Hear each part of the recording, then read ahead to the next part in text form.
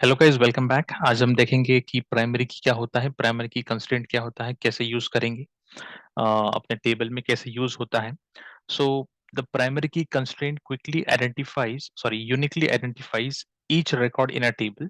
So primary की जो है कंस्ट्रेंट वो यूनिकली आइडेंटिफाई करता है हर एक रिकॉर्ड को अपने टेबल में। इसका मतलब है कि जो भी वैल्यूज होंगे रिकॉर्ड में, टेबल में, वो यूनिक होनी चाहिए, रिपीटेटिव नहीं होनी चाहिए। यूनिक और डिफरेंट होना चाहिए हर एक रिकॉर्ड, और वो रिपीटेटिव नहीं होना चाहिए। Primary key must contain unique values and can not contain null values. सही। तो इसका वही है कि प्राइमरी की जो है, उसकी जो वैल्यूज है, जैसे हमने कहा कि वो यूनिक होनी चाहिए, और उसकी जो वैल्यूज है वो नॉट नल होनी चाहिए। बेसिक डेफिनेशन ही प्राइमरी की का ये है कि primary key is equal to unique plus not null. Any key, primary key को आप अगर आपसे कोई वन लाइनर डेफिनेशन पूछता है तो आप ये बता सकते हैं कि primary key is a key. So basically primary key equals to unique plus not null. Any key that is unique and not null can be called as a primary key. ऐसी की जो यूनिक हो, different हो, repetitive ना हो, plus उसमें null value ना हो, ऐसी की को हम कहेंगे प्राइमरी की। एक टेबल में बस एक ही प्राइमरी की हो सकती है, एक से ज्यादा प्राइमरी की नहीं हो सकती एक टेबल में। तो ये हो गया उसका डेफिनेशन। आई होप आपको कोई चीज समझ आई हो कि प्राइमरी की क्या है। प्राइमरी की वो की है जो यूनिक हो अपने नेचर में, प्लस नॉट नल हो। ठीक है, अब एक एग्जांपल के तौर पर प्रैक्टिकली देख लेते हैं कि क्या है इसमें। एक टेबल मैंने बनाया है स्टूडेंट 50 नाम का। यहाँ पे आईडी ली है, यहाँ पे मैंने कीवर्ड यूज किया है सीरियल। इससे पहले हमने अपनी वीडियोस में ये वाला कीवर्ड नहीं देखा है, तो आपको बता दूंगा इसकी सीरियल कीवर्ड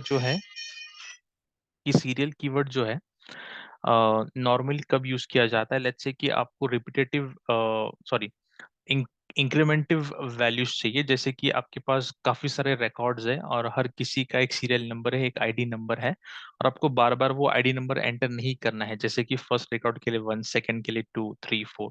तो आप उस चीज को अवॉइड करने के लिए आप ये कीवर्ड यूज कर सकते हो सीरियल, जो ऑटो इंक्रीमेंट होगा। लेट्स से कि आपने एक रिकॉर्ड बना दिया, उसकी आईडी 1 है, जैसे आप सेकंड रिकॉर्ड एंटर करोगे तो वो +1 से इंक्रीमेंट होगा। अब वो वैल्यू 1 से 2 हो जाएगी, 2 से 3, 4, और इस तरीके से जो आपके आईडीज है वो ऑटो इंक्रीमेंट होते जाएगी, और आपको मैन्युअली एंटर करने की जरूरत नहीं है।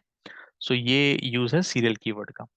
तो ये हो गया सीरियल कीवर्ड। उसके बाद हमने ले लिया एक नेम कॉलम, एक सिटी, एक एज ले ली, और यहाँ पे हमने प्राइमरी की जो कंस्ट्रेंट है वो यूज कर दी। और प्राइमरी की जो कंस्ट्रेंट है वो हमने बना दिया आईडी को। इसका मतलब हमें चाहिए कि हमारे जो आईडी कॉलम है वो प्राइमरी की होना चाहिए। प्राइमरी की मतलब वो जो आईडी है वो यूनिक होना चाहिए नेचर में, प्लस उसमें कोई भी नल वैल्यू नहीं रहनी चाहिए।